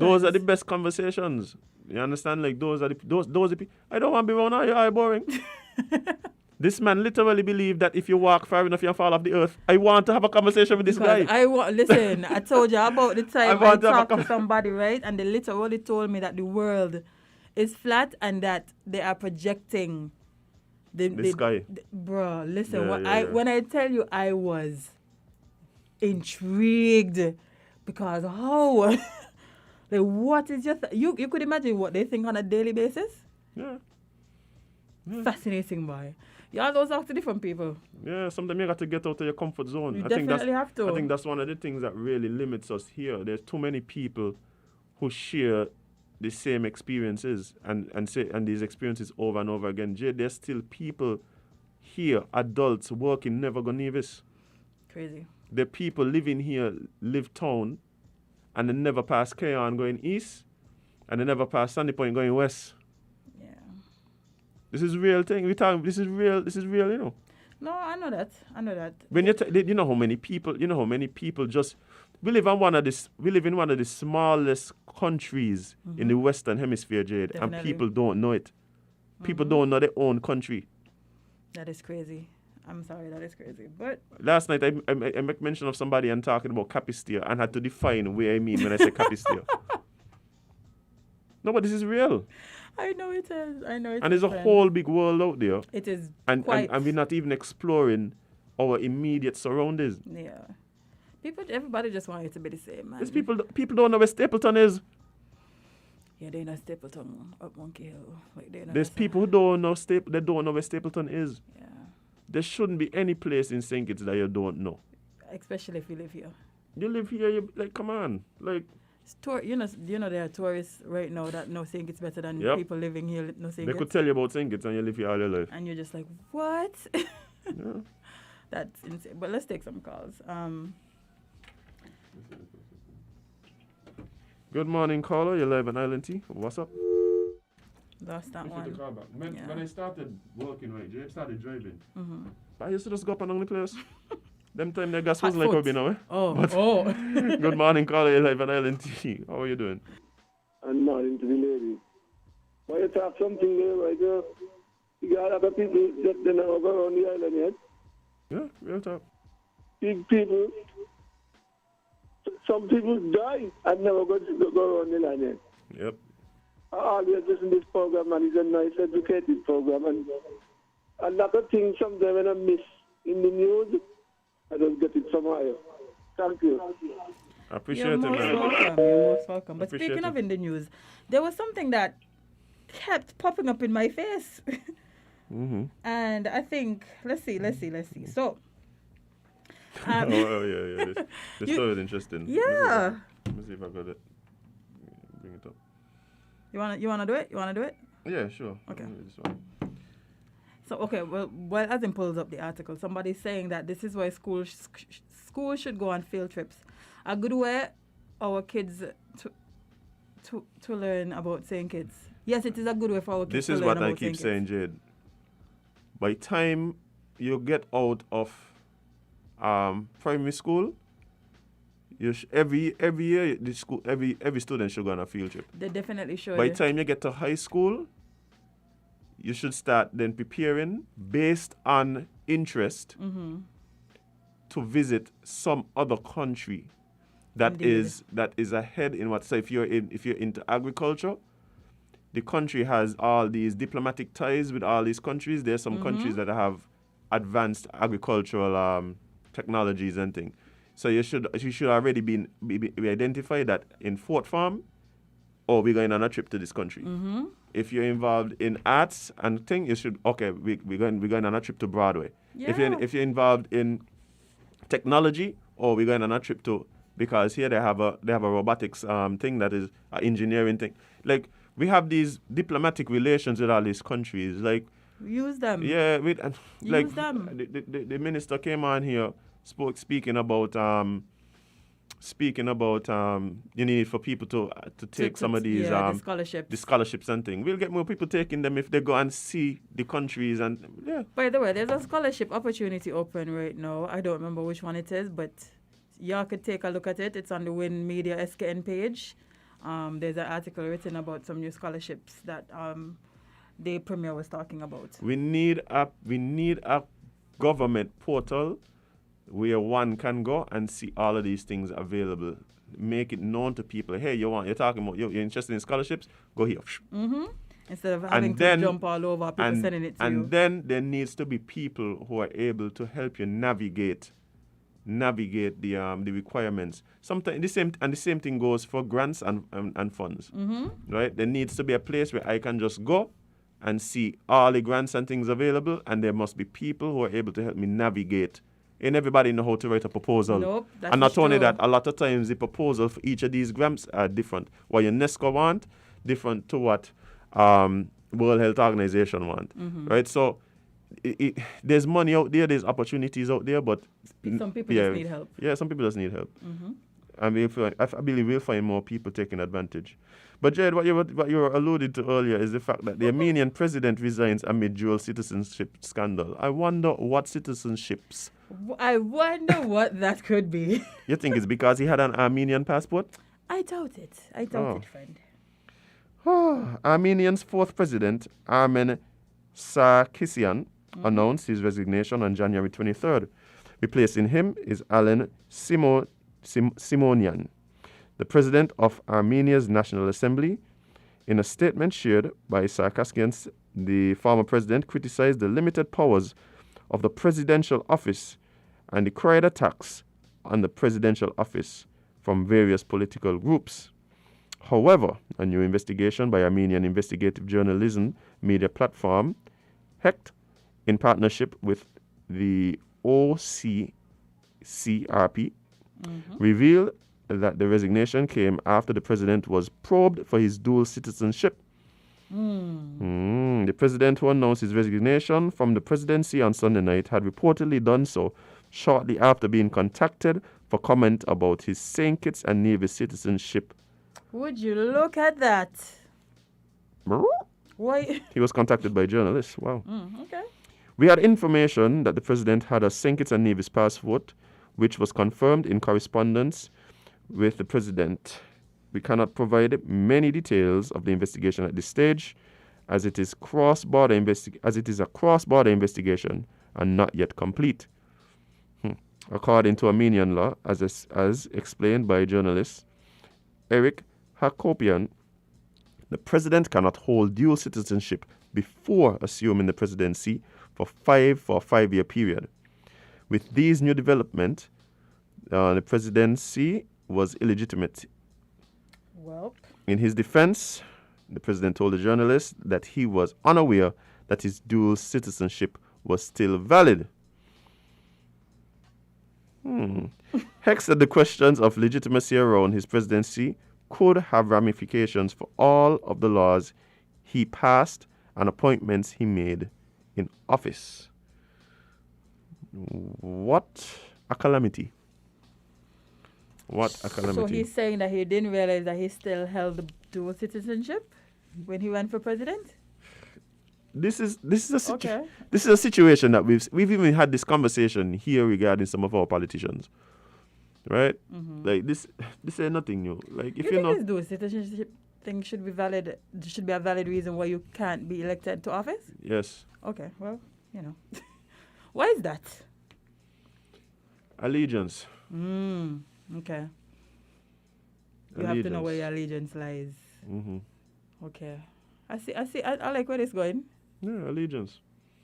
You are a person who is in a position to shift policy. You are expected to speak on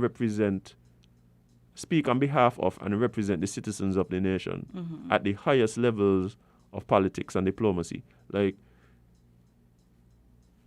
you can't be a citizen of another country and doing that when you are one of our top citizens. Remember how they think it's in an uproar?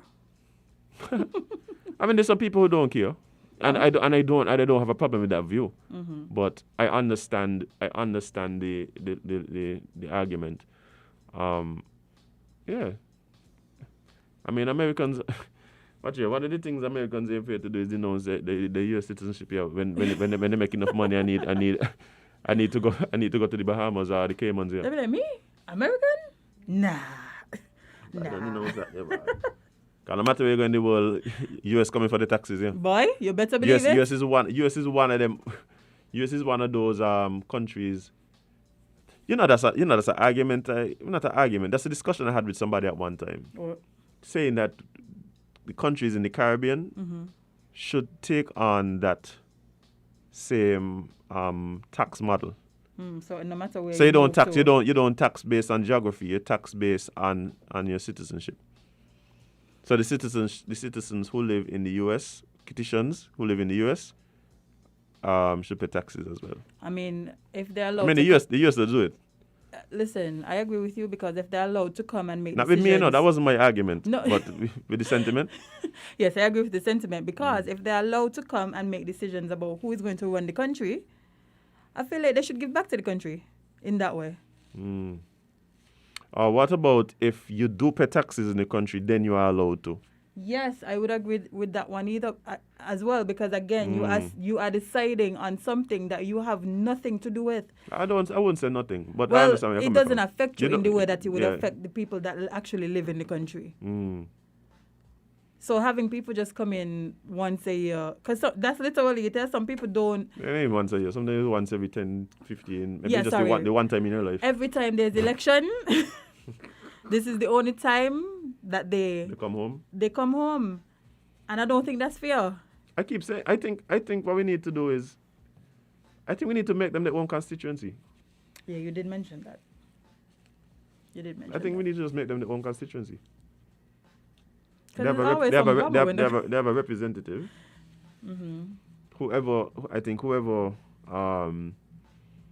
Whoever wins that constituency, if they are part of the government ticket, then the practice would be that would be the foreign affairs minister. You know, but hey. We're in charge. I'm So not let's text. I'm not that then. Why not? I just bang in my mouth. I just come As in the morning, usual. come bang in my mouth. Good morning, caller 11 LNT. Good morning. It's interesting how peoples bring up these arbitrary rules when it is convenient. How nobody made any noise when McCain, I think, was born in Panama, on a U.S. base in Panama, ran for the presidency of the United States because they considered that that was U.S. property. Not born in the States, but, it was still considered U.S. born. Was he Panamanian? So, it's interesting. Huh? Was he Panamanian? Well, if you go by where you are born, you are from where you are born. Wasn't the country Panama? I'm asking, was he Panamanian? Well, obviously he didn't feel so, and the Americans didn't feel so either. And by law, and that's what I'm saying. Right. It's arbitrarily introduced by law, when in fact, if you had to look at it purely in a physical sense, the man was born in Panama. Okay? But one quote that I would introduce, which I think it was from Mandela, it's attributed to Mandela, which I think is instructive in your previous argument. The world is not divided by race, color, gender, or religion, and we can add politics. Our world is divided into wise people and fools. And fools divide themselves by race, color, gender, religion, and politics. So it would be good to remember that going forth, because when we debate on the issues, yes, it would be boring if everybody had the same views, the same opinions, same outlook. But we must have some kind of balance and standards of civility, right? Otherwise, I think we're going to go nowhere fast, okay? And not to revisit the age versus competence thing, but what you brought up about people going to other countries, more advanced countries, to learn and to see a better ways of doing things, that would suggest that the aged people would have done more of that compared to very young people, okay? And so their horizons is arguably more broader than the younger people. There are pros and cons for each, of course. Like I said, you can't replace the energy of youth, but and the utopian view they normally have of being able to change things for the better. That's you don't see that in aged people. So I just thought I'd mention those 2 points. Okay then. Okay. Thank you for your call, sir. But yeah, so I think when we start talking about citizenship and allowing people to represent you, I think that is something that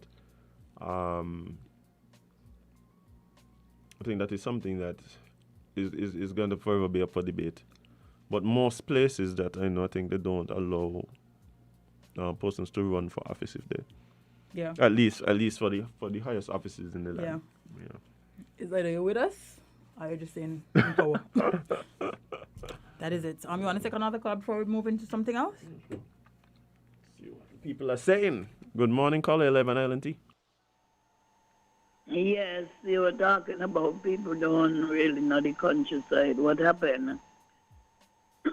Sorry, when I was a child coming up, I don't know really the mark which Friday in the month, but either twice a week or once a week used to go through. I mean, not a week, a month. Go through, you had a thing named Scopa, you know. And girls and boys, they used to go to walk through on a Friday, you know, and go and look them. And then come back round. And some of them used to go right through. And maybe some of them used to just go half the way. But people in the country, them older one, who don't want to go through there, you know, because they don't do that in the school days. Because that was like a little fun Friday time. Just like how they make up a thing, them no more muff today. They just to get money, but it wasn't that. You carry around the truth. They were doing it a couple days ago, no? But like a little walkathon, they call it a early morning walkathon, but it wasn't like they used to go in the afternoon, if about maybe 11 or so, and you go a certain way. I don't know how far they used to go, but they used to go and then they cut the scoopine, and you know, they used to get these hot, make out scoopine. It was a good thing. People, them, so the older one maybe let me ask, you know, we wouldn't like care to go through there, but some people still take a Sunday afternoon drive too. If they have a family, you have a vehicle. They go through the land. I does it the last year. 2 or 3 times I went through the land on a Sunday afternoon. So, yeah, it's a people about the country, man. Mm-hmm. All right, thank you. Yeah, I mean, trust me, I know. I have a very close. I don't even. It's not blood, but it's family. Mm-hmm. This lady, and she's never been to Nevis. She's never been to Nevis. She's in her She's in her 60s. Maybe we should take her. Yeah, we should probably try and organize that. Yeah. That would be nice. She's never been to Nevis. That would be a nice little vacation. Yeah. Mini vacation. And that's the reality for a lot of people. Mm-hmm. And that's one of the things that I mean, even in the argument that was made a while ago, like, I don't think that's always the case. For instance, me, I have been blessed. I've been blessed to be able to see a lot of the world that a lot of my countrymen would not have been able to see. I've been to several continents around the world, and like, there's people who older than me, who have not been afforded the same opportunities, and there's people who are younger than me right here who are even more troubled than I am. That is true. Right? So, you know, but it is good. It is good to widen your horizons. You have to. That's how you learn. Yeah, to widen your horizons. That is definitely how you learn. Yeah, these experiences shape us. These experiences spark things in us that we ourselves may not be conscious of. Right? If there's things about me that, for me, it's just what I like. I might just chuck it up to this is what I like, or this is what appeals to me, or whatever. Not recognizing that my taste and things would have been shaped by experiences and the travels I would have had. Like, you know, there's the running joke that I'm a Taliban. I mean, like, who knows? Maybe that's because maybe I like turbans because of my travels and experiences in some of the countries. Yeah, in some of the countries that I would have traveled to. Maybe that affects my style, my fashion choices. Who knows? You dress nicely. Who knows? Taliban attire and all. Yeah, so it's fair. But you know what has the world going crazy? What's happening? What's happening, Jade? Rihanna is pregnant. Up. Yo, people, congratulations to Rihanna. Yeah, and but big A$AP. congratulations to Rihanna ASAP. Okay.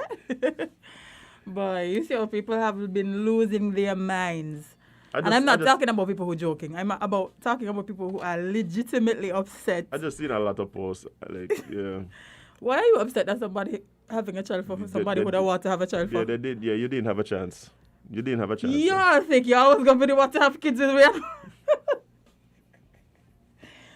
Oh my God. Boy, I know she broke y'all hearts, but you know, y'all going to be all right.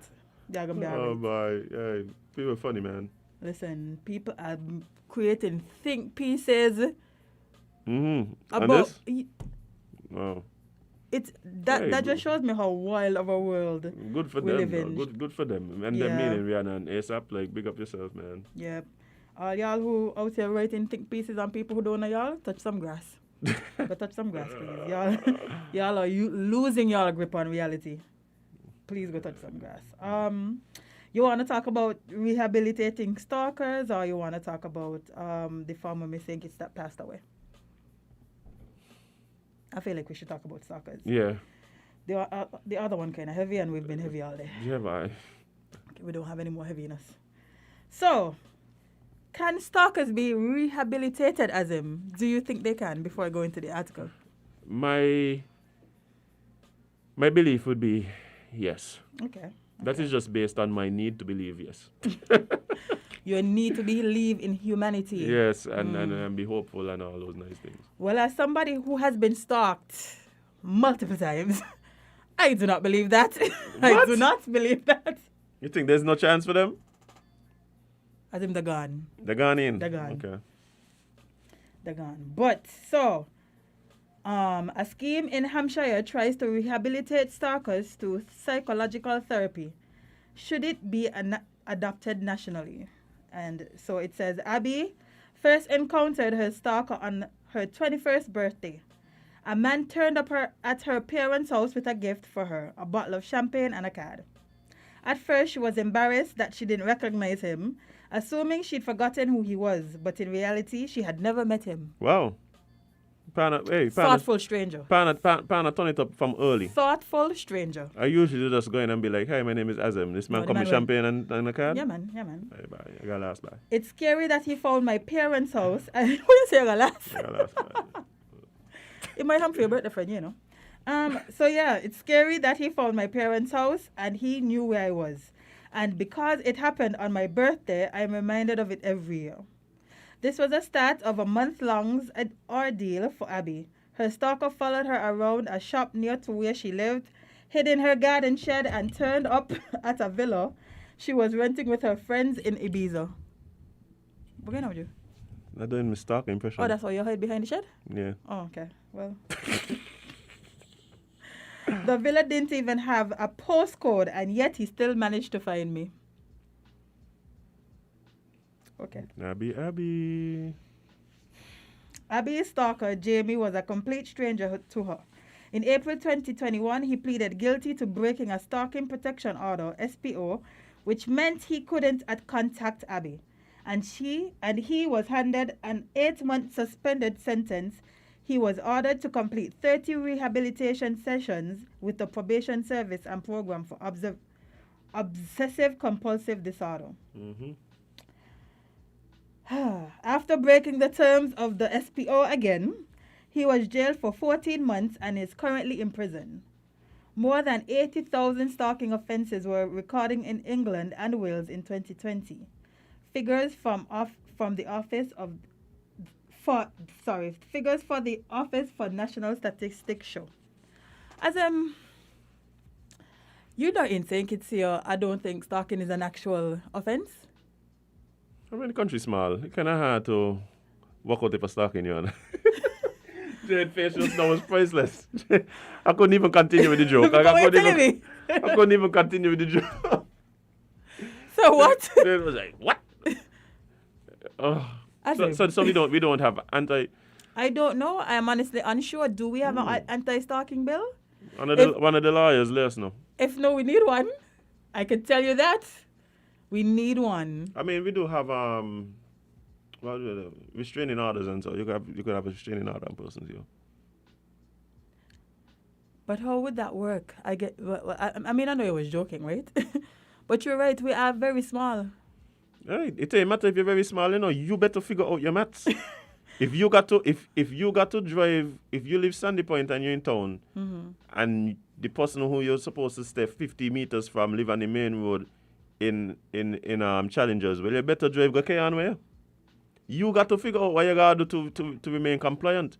True. If you put yourself in a position where this is the situation you're in now, well, if you don't want to face the consequences that go along with that, you better figure it out. True.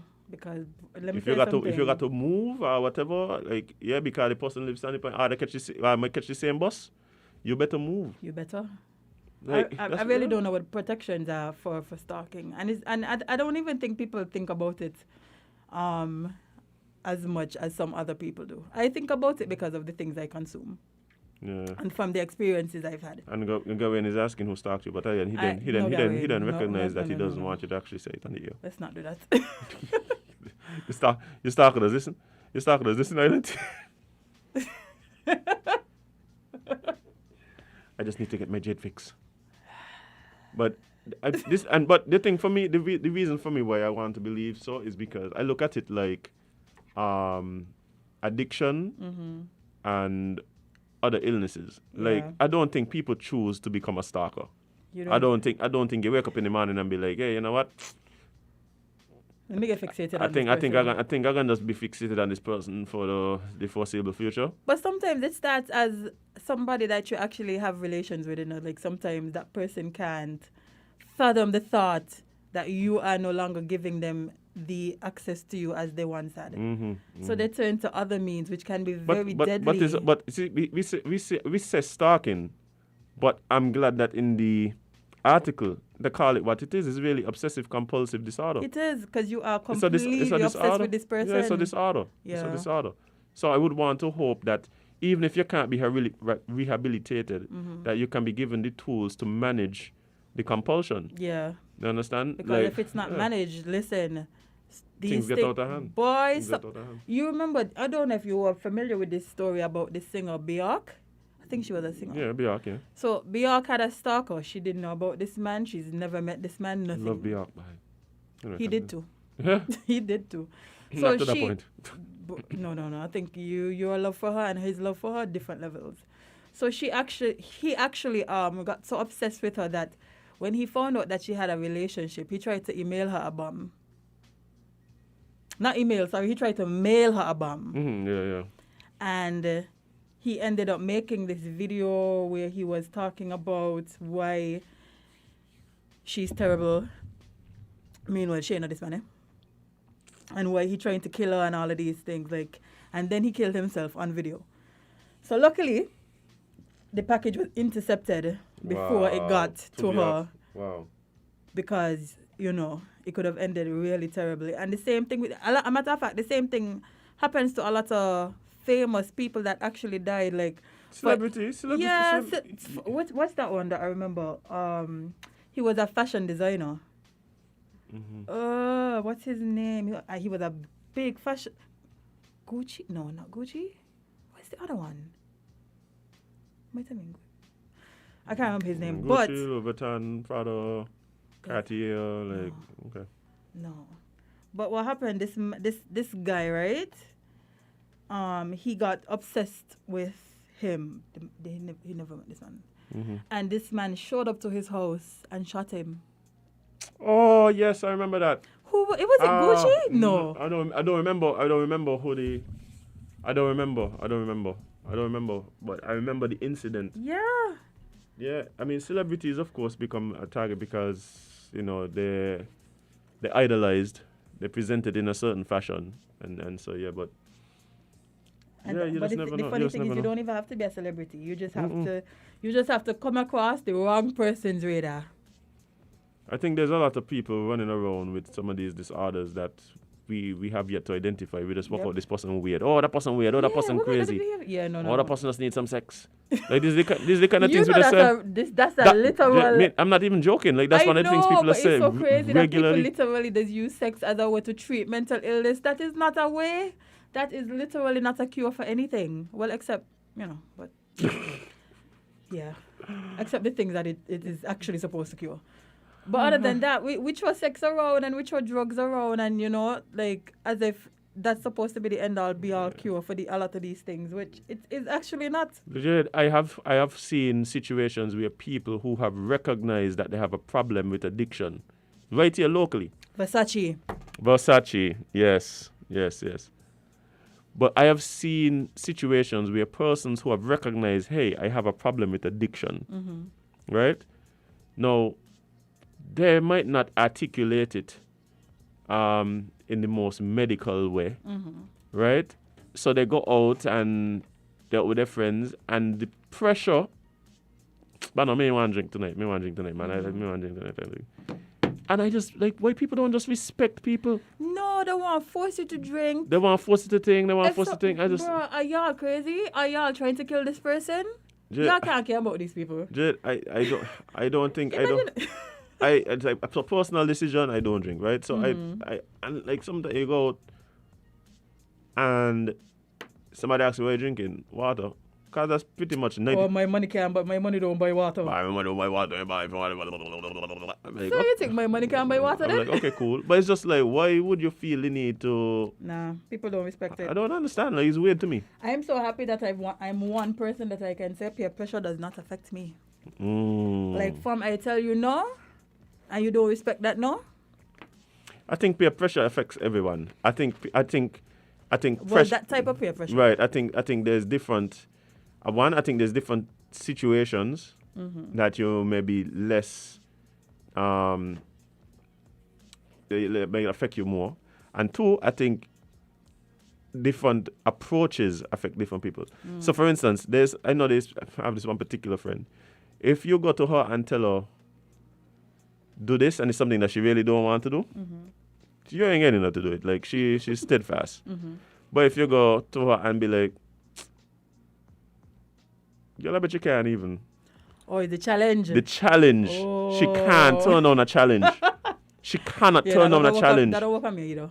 I haven't figured out what works on me when it comes to peer pressure. Maybe that's why a lot of things don't bother You know me. what it is? If you do something and then afterwards you look back and be like, why did I do that? That is when you need to examine yourself. Yeah. If you end up in a situation where afterwards you think to yourself, how did I end up in this situation? Yeah, no, you need to do some honestly. self-reflection. And see if there was external influence happening. Yeah, sometimes we just need to sit down home quietly and reflect.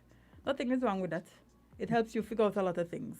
Trust me, it helps you figure out a lot of things. But boy, look at the time. Easy so. 10 Easy so. a.m. It's 10 a.m. on February 1st, guys. And of course, welcome to February. Looking forward to what this month holds. Looking forward to what this week holds. Yep. Big shout out to Garfield, Dr. Alexander on his birthday. Oh, friend of the show. Yeah, for sure. Happy birthday, sir. Indeed. Big up yourself, Garfield. But Jade, we have to leave. We have to go. We got to disembark. The persons on the live and who call in, we appreciate you so much, as always. Yeah, even the people who don't like us. There's people who don't like us? You would find that odd, right? But there are people that literally stay on Facebook and argue about why they don't like us. No, I don't think that's what's going on. You don't think so? I think they actually love us more than the other people because... Yeah, because I don't watch things I don't like. But that's just me. Exactly. Like that's kind of strange, no? Yeah. Like, why would I watch something and I don't like it? But watch it religiously. You know what it is, Jade? What? Like, your family members and so, like, they do things and it tend to hurt you more. Because you really care about them. This family. Like, I think that's kind of what it is. So we have a toxic relationship with some people on Facebook? That's exactly what's happening. Damn, we didn't even know. But guys, big up yourself. All I do, big up the first time listeners, big up the last time listeners too. Indeed. We appreciate every single person that tunes their radio to Win FM 98.9, who turns on their computer, their phone, The whatever device you watch us on. I met an old lady who said she watches on her TV. Her grandson showed her how to bring it up on YouTube. Man, bless his heart. Yeah, Bless so his you need to watch other things on YouTube too, man. It's cool. Yes. You could watch other things other than this. You see, just so you laugh, just exactly so she laugh. She know exactly who she is. But guys, it's been a pleasure. Thank you guys so much for joining us this morning. We're gonna be back tomorrow. So you guys know the time and the place. We're gonna see you then. Who will we be bringing on tomorrow? Oh, yes, CFBC will be coming to talk to us about some stuff. Our alma mater. You went to CFBC? Yes, I did. Okay, just making sure. Yes, I did. I did 2 years. I didn't think I was going to make it at one point. Neither did I. I barely made it, honestly. Barely. Yeah. This close. Yeah. But, tomorrow, guys, we have a fun show lined up for you guys. So be sure to tune in and come hang out with us right here on Island Tea and Win Media SKN. Remember, guys, spend more time living your content than posting it. Let's keep February a little cooler, man. Please, Lord, I beg you. Yeah, let's cool down for February. Not this month. I got calls yesterday from St. Thomas asking me what is happening in St. Kitts. From St. Thomas. Hopefully that is out of our system now. See you guys tomorrow. See you guys tomorrow. Remember, you can have everybody cup of tea because you is not a mug. Bye.